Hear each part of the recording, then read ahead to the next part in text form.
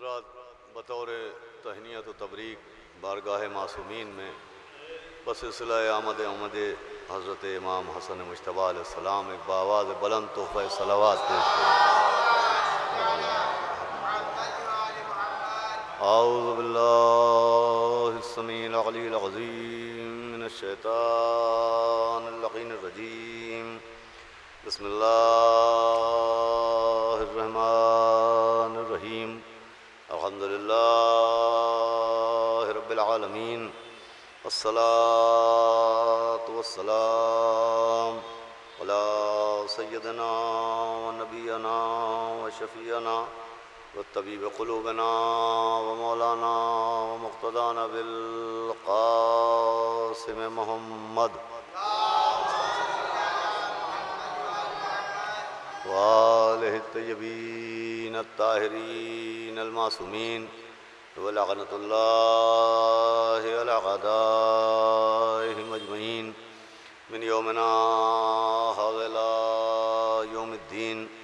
اما بعد فقد قال اللہ سبحانہ تبارک وتعالی فی القرآن المجید والفرقان الحمید۔ بسم اللہ الرحمن الرحیم، لن تجد لسنت اللہ تبدیلا۔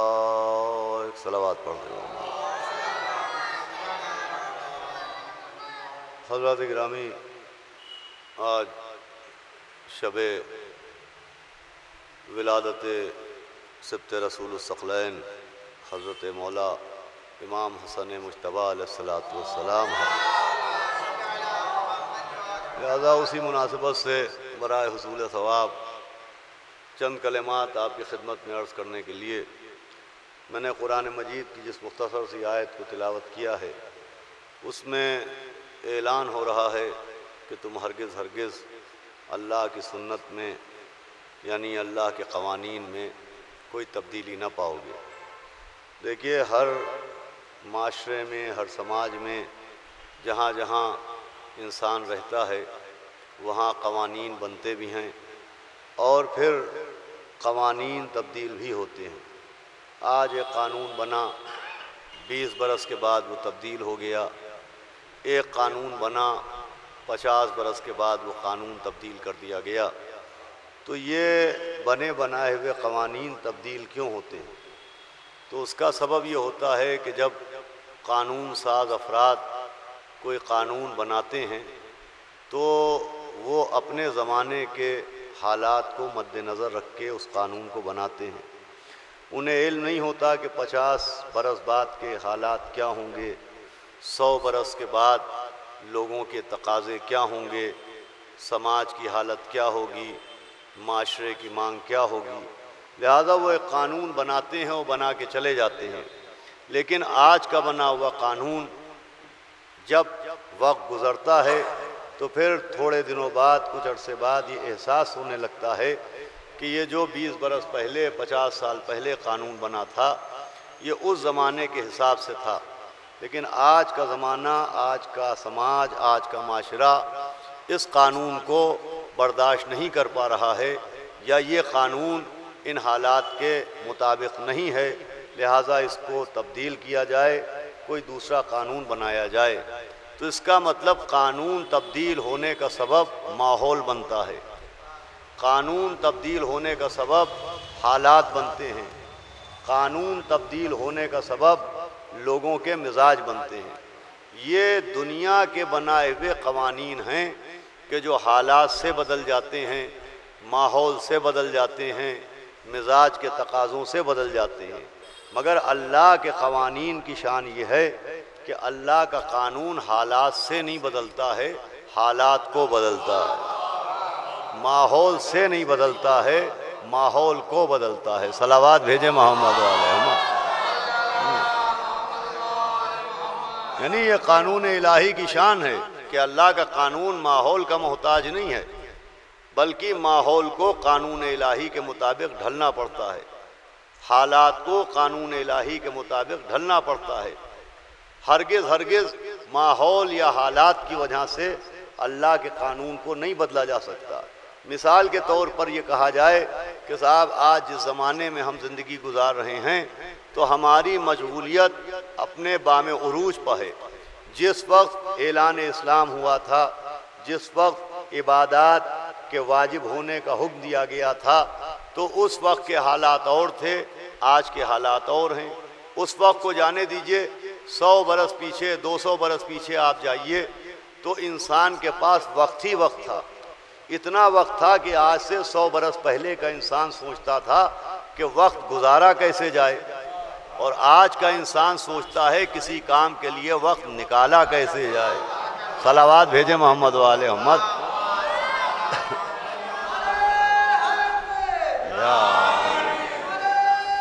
اللہم صل علی محمد۔ بہت زیادہ زحمت نہیں ہے، شعراء کرام بھی تشریف لا چکے ہیں، ناظم محفل بھی تشریف فرما ہیں۔ بہت توجہ سنیے گا کہ آج سے 100 برس، 50 برس، 200 برس پہلے کا انسان یہ سوچتا تھا کہ وقت گزارا کیسے جائے، لیکن آج کے زمانے میں انسان سوچتا ہے کہ کسی کام کے لیے وقت نکالا کیسے جائے۔ خصوصاً عبادات کے معاملے میں اکثر و بیشتر یہ ہوتا ہے صاحب وقت ہی نہیں ملتا۔ ہر چیز کے لیے وقت ملتا ہے، نماز کے لیے وقت نہیں ملتا۔ صلوات بھیجے محمد علیہ۔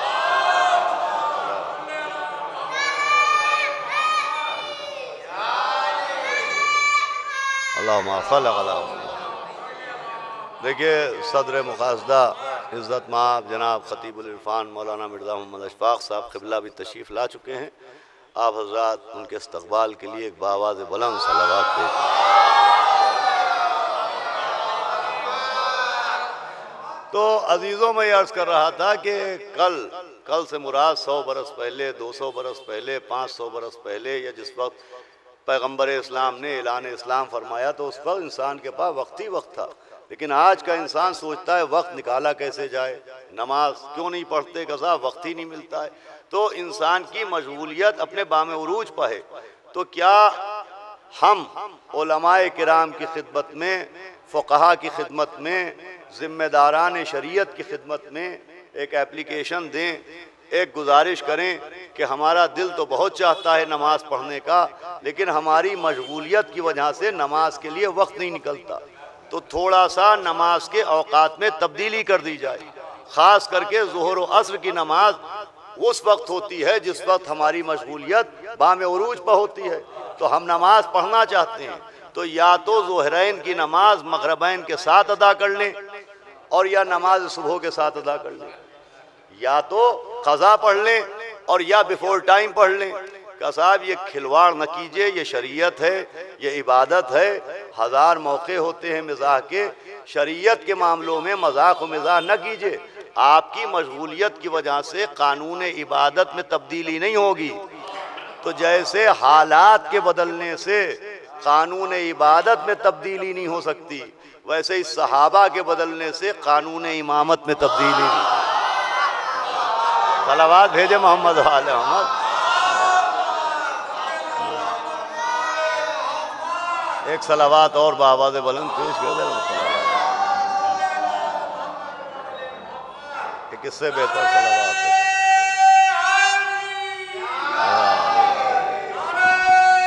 اللہم صل علی محمد۔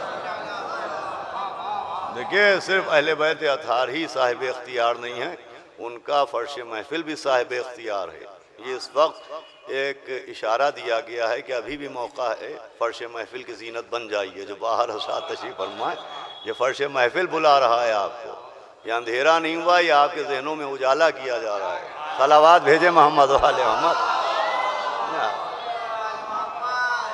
وہ کرسی پہ بیٹھنے کی، اسٹیج اور کرسی پہ بیٹھنے کی مجبوریاں اور ہوتی ہیں، فرش محفل پہ آئیں۔ شعراء بھی آ چکے ہیں، صدر مقاصدہ بھی تشریف لا چکے ہیں۔ تو میں عرض کر رہا تھا کہ جیسے زمانے کے بدلنے سے قانون عبادت نہیں بدل سکتا، قانون شریعت نہیں بدل سکتا، ویسے ہی صحابہ کا مزاج تبدیل ہونے سے قانون امامت بھی نہیں بدلے گا۔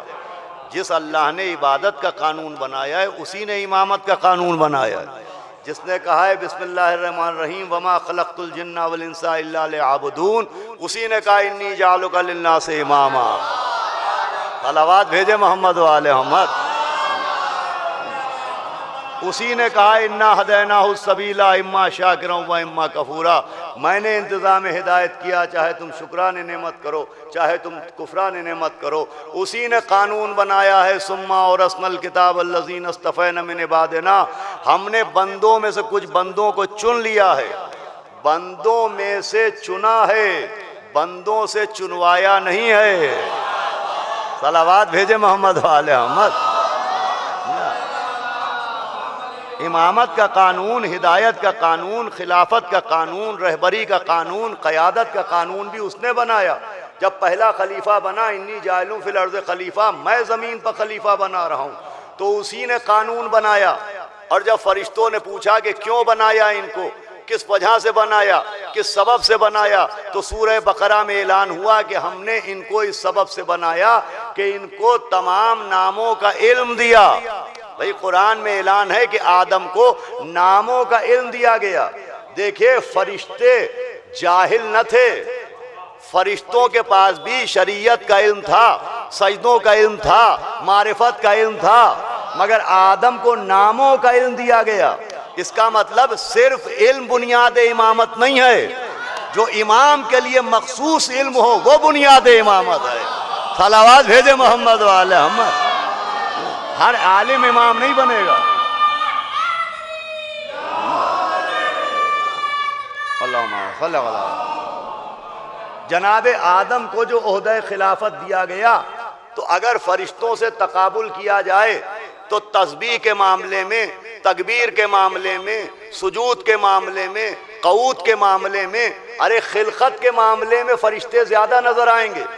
بھئی جتنی تسبیح فرشتوں نے کی تھی، جتنی عبادتیں فرشتوں نے کی تھیں، جتنے سجدے فرشتوں نے کیے تھے، اگر آپ ایک طرف آدم کی عبادت کو رکھیے، آدم کی تکبیروں کو رکھیے، آدم کی تسبیحوں کو رکھیے، آدم کی ریاضتوں کو رکھیے، اور ترازو کے دوسری طرف فرشتوں کی عبادتوں کو رکھیے، تو فرشتوں کی عبادت آدم کی عبادت سے زیادہ نظر آئے گی۔ صرف عبادت ہی نہیں، خلقت کے اعتبار سے سن بھی فرشتوں کا زیادہ نظر آئے گا۔ بھائی فرشتوں کی خلقت جناب آدم سے پہلے ہوئی، آدم جناب آدم فرشتوں کے بعد خلق ہوئے۔ تو اگر آپ عمر دیکھیے، اگر آپ سن دیکھیے، اگر آپ ایج دیکھیے، تو فرشتوں کے سامنے آدم کم سن نظر آئیں گے، آدم فرشتوں کے سامنے بچے نظر آئیں گے۔ لیکن یہ کیا کیجئے کہ اللہ نے خلافت کے لیے سن کو نہیں دیکھا ہے، علم کو دیکھا ہے۔ صلوات بھیجے محمد والے محمد۔ علم کو دیکھا ہے۔ ابلیس کی عمر دیکھ لیجئے، ابلیس کا سن دیکھ لیجئے، وہ جناب آدم کو دیکھ لیجئے۔ سن کے معاملے میں ابلیس بڈھا نظر آئے گا، بڑا نظر آئے گا، مگر وار مزاج پروردگار بچے کو خلیفہ بنا دیا، بڈھے کو ملعون بنا دیا۔ صلوات بھیجے محمد والے محمد۔ ایک صلوات تو بآواز بلند بھیجے۔ بھئی جو تبسم اللہ نے خلق کیا ہے یہ انہی شبوں کے لیے ہے، یہ انہی دنوں کے لیے ہے۔ صلوات بآواز بلند ہے۔ تو عزیزان گرامی علم بنیاد ہے، امامت کے لیے، خلافت کے لیے علم بنیاد ہے۔ اور مولا حسن مجتبیٰ علیہ السلام کے اس پہلو کو اگر دیکھا جائے تو جیسا باپ ویسا بیٹا، علم کے معاملے میں جو شان جناب امیر کی نظر آتی ہے وہی شان امام حسن مجتبیٰ علیہ السلام کی نظر آتی ہے۔ اور خود مولائے متقیان نے اپنی موجودگی میں سب کے سامنے اپنے بیٹے کے علم کا لوہا بھی منوایا ہے۔ یہ واقعہ بھی کتابوں میں موجود ہے، بسنیوں گفتگو کو میں تمام کروں کہ جناب امیر المومنین مسجد کوفہ کے ممبر پر رونق افروز ہیں، خطبہ دے رہے ہیں کہ ایک شخص اپنے چہرے پر نقاب ڈال کے آیا، اپنا چہرہ چھپائے ہوئے آیا، وہ کہنے لگا یا علی میں آپ کا چاہنے والا ہوں، میں اسی کوفے کا رہنے والا ہوں۔ جناب امیر مسکرائے، فرمایا نہ تو میرا چاہنے والا ہے نہ تو کوفے کا رہنے والا ہے، تو رہنے والا شام کا ہے، چاہنے والا معاویہ کا ہے۔ دیکھیں مولا علی کی عداوت میں سب سے پہلے جو دولت خدا حافظ کہتی ہے وہ عقل ہوتی ہے۔ کیا سنا عزیزان گرامی، دشمن علی کے پاس عقل نہیں ہوتی، چہرہ اس سے چھپا رہا تھا جس کی ذوالفقار نسلیں پہچان لیتی ہے۔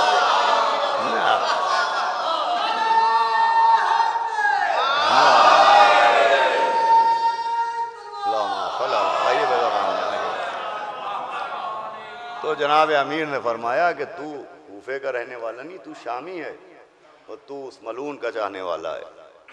تو اس نے کہا یا علی سچ فرمایا، میں ایک حاجت سے، ایک ضرورت سے آپ کے پاس حاضر ہوا ہوں۔ کہا ہاں بتا حاجت کیا ہے؟ تو کہا مجھے شام کے حاکم نے بھیجا ہے اور اس سے قیصر روم کے بادشاہ نے اس سے کچھ سوالات کیے، اور اس نے کہا تھا کہ اگر ان سوالات کے جواب تم دے دو گے تو تمہارے خزانے کو دینار و درہم سے بھر دوں گا۔ تو حاکم شام نے سوچا کہ دولت اس سے لے لوں، جواب آپ سے لے لیے جائے۔ یہ بہت پرانی عادت ہے، لیٹر پیڈ کسی کا ہے، تحریر کسی کی ہے۔ صلوات بھیجے محمد و اہل محمد۔ تو جناب امیر نے فرمایا کہ اچھا پوچھ کیا پوچھتا ہے؟ تو بڑی طولانی فہرست ہے، نہ مجھے یاد ہے، اور یاد ہوتی تو نہ بیان کر پاتا میں، کہ اس نے پوچھنا شروع کیا کہ یا علی یہ بتائیے کہ زمین و آسمان کا فاصلہ کتنا ہے، مغرب و مشرق کی دوری کتنی ہے، اور وہ 10 چیزیں کون سی ہیں جس میں سے ہر دوسری چیز اپنی پہلی چیز پر برتری اور فوقیت اور افضلیت رکھتی ہے۔ جیسے ہی جناب امیر سے اس نے پوچھا، پہلو میں شہزادہ حسن تشریف فرما تھا، مولا حسن تشریف فرما تھے۔ آپ نے شانے پہ ہاتھ مارا کہ میرے لال تم بتا دو۔ صلوات بھیجے محمد علیہ محمد۔ کہ آپ بتائیں۔ امام حسن مجتبی علیہ السلام اپنی جگہ سے بلند ہوئے اور کہا بابا اس سے کہہ دیجئے کہ زمین و آسمان کا فاصلہ اتنا ہے کہ آنکھ کی روشنی پہنچ جاتی ہے، مغرب و مشرق کا فاصلہ اتنا ہے کہ سورج ایک دن میں طے کرتا ہے، اور بابا اس سے کہیے کہ وہ 10 چیزیں جس میں سے ہر دوسری چیز اپنی پہلی چیز پر افضلیت و برتری و فوقیت رکھتی ہے۔ بابا فرمائیے کہ سب سے سخت پتھر ہے، پتھر سے افضل لوہا ہے جو پتھر کو توڑ دیتا ہے، لوہے سے افضل آگ ہے جو لوہے کو گلا دیتی ہے، آگ سے افضل پانی ہے جو آگ کو بجھا دیتا ہے، پانی سے افضل بادل ہے جو پانی کو لے کے آتا ہے، بادل سے افضل ہوا ہے جو بادل کو چلاتی رہتی ہے، ہوا سے افضل وہ فرشتہ ہے جو ہوا کو چلاتا ہے، فرشتے سے افضل ملک الموت ہے جو فرشتے کو موت دے گا، ملک الموت سے افضل موت ہے جو ملک الموت کو بھی آئے گی، اور موت سے افضل حکم خدا ہے۔ صلوات بھیجے محمد علیہ محمد۔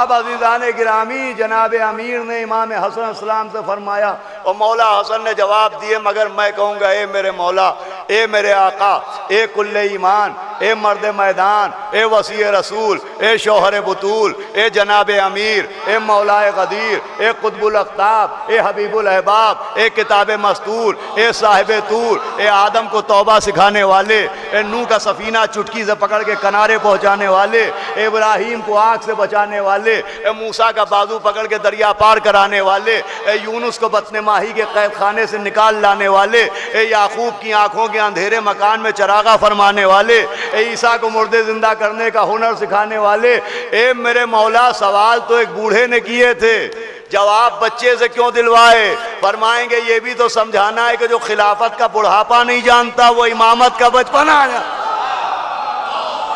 صلوات بھیجے محمد۔ یہ ہے مولا بازان گرامی، اگر امامت کی اسی ایک شرط علم کو لے لیا جائے تو یہ شرط صرف و صرف خانہ اہل بیت میں نظر آئے گی۔ وہ علم جس کی بنیاد پر امامت ملتی ہے، وہ علم جس کی بنیاد پر اللہ امام بناتا ہے، وہ سوائے اس گھرانے کے کہیں نظر نہیں آئے گی۔ تو مولا حسن مجتبی علم کے میدان میں بھی اپنے باپ کے وارث ہیں، خطیب منبر سلونی کے وارث ہیں، عالم علم لدنی کے وارث ہیں۔ بس عزیزان گرامی، اور میدان جنگ میں بھی اب یہ کہ انہوں نے صلح کیوں کی تھی، تو ہمارے علماء نے اس کے بہترین جوابات دیے ہیں۔ ایک جواب سن لیجئے اور گفتگو کو میں تمام کر دوں۔ علامہ سید مرتضیٰ علیہ الرحمہ، سید رضی، جنہوں نے نہج البلاغہ کی شکل میں جناب امیر کے کلمات کو، خطبات کو جمع کیا تھا، تو جب ان سے پوچھا گیا کہ امام حسن علیہ السلام کی صلح کا مقصد کیا تھا، انہوں نے صلح کیوں کی، تو آپ نے تفصیل سے بیان فرمایا کہ امام حسن علیہ السلام کی ایک مظلومیت یہ تھی کہ ان کے لشکر میں منافقی منافق تھے۔ امام حسن علیہ السلام کے ساتھ حاکم شام ملعون نے یہ سازش کی تھی کہ اتنے منافقین ان کے لشکر میں داخل کر دیے گئے تھے کہ اندازہ ہی نہیں تھا کہ دوست کون ہے دشمن کون ہے. اور ان منافقین کا پورا فورس تھا کہ بس نکلیے اور اس سے لڑ لیجئے. اور سازش یہ تھی کہ گھیر کے امام حسن علیہ السلام کو میدان میں لائیں، اور بھی جیسے نانا کو چھوڑ کے بھاگے تھے نواسے کو بھی چھوڑ کے بھاگ جائیں، اور پھر ادھر سے امام حسن علیہ السلام کو گرفتار کیا جائے. اور حاکم شام ان کو گرفتار کرنے کے بعد لوگوں سے پوچھے کہ اب بتاؤ ان کے ساتھ کیا کیا جائے. تو لوگ کہیں کہ بھئی انہوں نے تو تیرے خلاف بغاوت کی ہے معاذ اللہ، ان کو قتل کر دیا جائے. تو وہ کہے کہ ہاں ہونا تو چاہیے یہی کہ ان کو قتل کیا جائے، لیکن بھائی یہ نبی کے نواسے ہیں، میں ان کو آزاد کرتا ہوں. اس طرح سے ایک احسان معاذ اللہ، ایک لفظ احسان کے ذریعے دنیا کو مروب کیا جائے کہ دیکھو انہوں نے نبی کا نواسا ہو کے کیا کیا کہ جنگ کرنے نکلے اور اس نے دشمن ہو کے انہیں آزاد کر دیا. سید مرتضیٰ لکھتے ہیں کہ دو طرح کے منافق تھے، ایک کھلا ہوا منافق، ایک چھپے ہوئے منافق. امام حسن نے صلح کی رسیوں سے دونوں کو باندھ کے رکھ دیا. صلوات بھیجے محمد علیہ محمد، ایک صلوات اور بھیجے محمد علیہ محمد. دو طرح کے منافق تھے جو ان کے لشکر میں تھے، دائیں بائیں بیٹھے ہیں، مشورے دے رہے ہیں، ان کی مدح کر رہے ہیں، ان سے کہہ رہے ہیں ہاں یہ تو بڑا ظالم ہے نکلیے. وہ اس لیے نکالنا چاہ رہے ہیں، اس سے پہلے وہ پورے واقعات آپ حضرات کے ذہن میں ہیں. تو بہرحال امام حسن علیہ السلام اپنے باپ کے وارث تھے، میدان علم میں بھی، میدان جنگ میں بھی، میدان عصمت میں بھی. آج انہی کی ولادت کی شب ہے، شعراء جمع ہیں. صدر مقاصدہ خطیب العرفان مولانا مرزا محمد اشفاق صاحب تشریف لا چکے ہیں. کنوینر جناب اعجاز زیدی صاحب، ناظم محفل جناب اعجاز نیر مدیدی صاحب تشریف فرمائے. شعراء آ چکے ہیں. آئیے ہم و آپ مولا حسن علیہ السلام کے وسیلے سے سب سے پہلے اپنے جناب اصغر کنتوری صاحب کے لیے دعا کریں. یہ شہر کی، جہاں تک مجھے علم ہے، شہر کی امام حسن علیہ السلام کے سلسلے کی سب سے قدیم محفل ہے. جگہ بدلی ہے مگر یہ محفل نہیں بدلی ہے. آئیے ہم ان کے صحت کے لیے دعا کریں کہ مولا حسن کے صدقے میں اللہ ان کو صحت کاملہ عطا فرمائے اور اسی طرح سے اس جشن کو کرتے رہیں. اور تمام شعراء اور تمام مومنین جو اس جشن میں شرکت کرتے ہیں ان سب کی جان مال عزت آبرو کی حفاظت ہو. مولا حسن کے دسترخوان کے صدقے میں ہمارے رزق میں اضافہ ہو.